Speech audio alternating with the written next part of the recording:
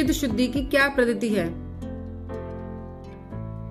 तो जैसे कि बताया था कि भगवद गीता में वर्णित चित्त शुद्धि की पद्धति यह है कि श्री कृष्ण की दिव्य लीला की चर्चा करना, उनके मंदिर का मार्जन करना, उनके विभूषित श्री विग्रह के दर्शन करना, कथा श्रवण करना, भगवत प्रसाद ग्रहण करना, भक्तों का संग करना, भगवान को अर्पित पुष्प और तुलसी की सुगंध को सूंघना, श्री कृष्ण के लिए कार्यरत रहने आदि साधनों से उनमें अपना चित्त एकाग्र रखना चाहिए। तो इस तरीके से क्या होगी, हमारे चित्त जो है हमारा शुद्ध होगा, है ना, मन हमारा एकाग्र होगा। तो मन और इंद्रियों की क्रियाओं को समाप्त नहीं किया जा सकता, किंतु चेतना के परिवर्तन के द्वारा इन्हें शुद्ध अवश्य की जा सकती हैं।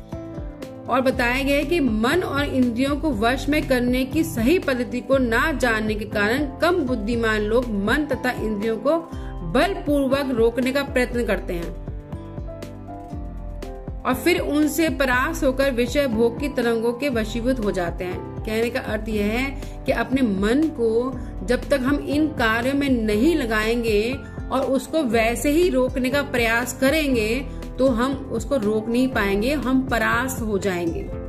हम अपने आप सोचते रहे कि हम किसी का गलत नहीं बोलेंगे, हम किसी का गलत नहीं करेंगे, हम अपने काम, क्रोध, मोह, लोभ, अहंकार, अभिमान को हम अपने आप कंट्रोल कर लेंगे, अपने आप कंट्रोल कर लेंगे, अपने आप कंट्रोल कर लेंगे, अपने आप कंट्रोल कर लेंगे। तो ऐसा नहीं होने वाला।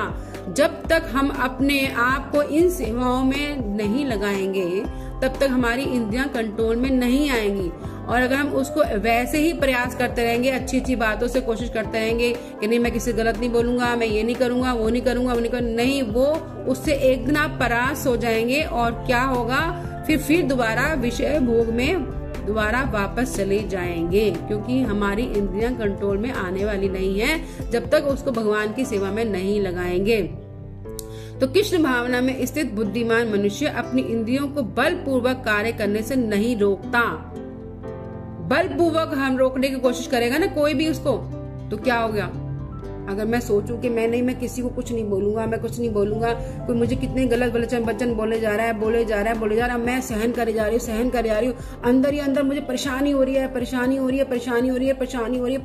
बलपूर्वक, क्योंकि तुम कोशिश कर रहे हो उसको रोकने की और तुम रोक नहीं पा रहे हो और तुम्हारी तबीयत खराब हो जाती है और तुम सीधे क्या करते हो, हॉस्पिटल पहुंच जाते हो। क्या हुआ, तुमने उसको बलपूर्वक रोकने की कोशिश करी और तुम्हारी तबीयत खराब हुई। वह अपनी इंद्रियों को कृष्ण की सेवा में अगर लगाए रखता है तो क्या बताते हैं, बालक को निष्क्रिय बैठा करके खेलने से कोई रोक नहीं सकता। इसलिए बालक को कोई उत्तम चीज दे करके क्या करना पड़ता है, उसको उन क्रियाओं से क्या करना पड़ता है, गलत चीज से बचा करके उस अच्छी चीज में लगाना पड़ता है ना। तो अष्टांग योग से इंद्रिय क्रियाओं का बलपूर्वक दमन करना निम्न स्तर के लोगों के लिए है। कृष्ण भावना की उत्तम क्रियाओं में तत्पर शेष व्यक्ति भौतिक अस्तित्व की हीन क्रियाओं से अपने आप ही निवृत्त हो जाते हैं। तो ये भौतिक संसार की जो हीन प्रवृत्तियां हैं, निवृत्तियां हैं, जो भी हम कार्य कर रहे हैं उससे तब हम क्या होते हैं, निवृत्त हो जाते हैं, जब हम अपने आप को इन सब चीजों में लगा करके रखते हैं। तो अपने आप बलपूर्वक लगाने की कोशिश करेंगे तो हम क्या होगा, गिर जाएंगे, ठीक है ना।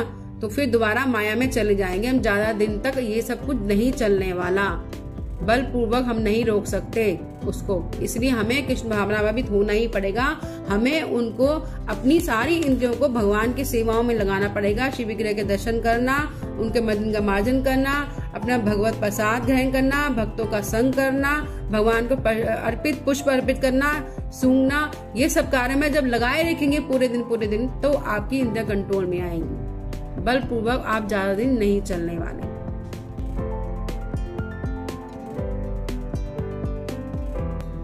तो ये प्रमाण कहाँ है कि ये सब कुछ हम क्यों करें, क्यों माने ये सारी बातें, जो ये सारी हमारी इंद्रियां जो है इस तरीके से कंट्रोल में आ सकती है, क्यों माने ये सारी बातें, किस लिए माने हम ये सारी बातें। तो ये कहाँ प्रमाणिक है, ये सारी जो प्रमाणिक है श्रीमद् भागवतम, भगवद गीता, महाभारत तथा उपनिषदों से प्रमाणित है कि वे स्वयं पूर्ण पुरुषोत्तम भगवान श्री कृष्ण हैं और इस कलह प्रदान कलयुग में वे ही सबके आराध्य हैं।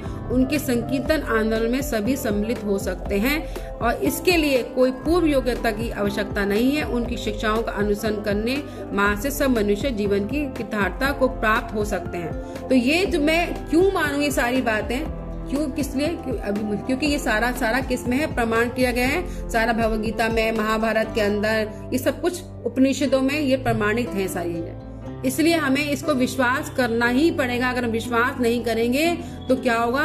हमारी दिशा है वो गलत रास्ते में चली जाएगी और हमारा फिर पतन भी हो सकता है। 84 लाख योनि के बाद जो हमें मनुष्य योनि मिली है उसे सही दिशा में लगा करके भगवत धाम पहुंचना है। अगर सही दिशा में नहीं लगाया तो हमारा पतन हो सकता है, हम अधोगति में जा सकते हैं दोबारा से, फिर किसी मनुष्य जीवन में न करके पशु योनि मिल सकती है हमको। इसलिए हमें इस चीज को समझना है, इस बात को। ठीक है, हरे कृष्णा।